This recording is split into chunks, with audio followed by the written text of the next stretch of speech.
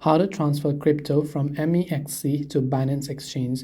To transfer crypto from MEXC to Binance Exchange, first of all, we need to figure out what crypto it is exactly. So if it is Bitcoin, you have to copy the Bitcoin wallet address from Binance and paste them inside MEXC to transfer the required crypto, which is Bitcoin in this case.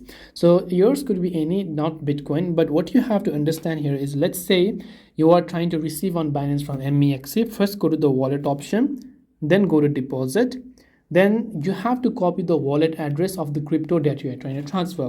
So you cannot copy the wallet address of Bitcoin if you're trying to transfer Ethereum. It has to be a Ethereum deposit address. So here, if I go to Bitcoin and then I just choose any of these networks, this is my wallet address which I need to copy properly so that I receive the crypto in this particular wallet only. So if I'm trying to receive Bitcoin, I copy a Bitcoin wallet address. If I'm trying to receive Ethereum, I copy Ethereum wallet address, and so on. Now I can go to the MEXC app and tap on the send option and paste this address and send it to this address.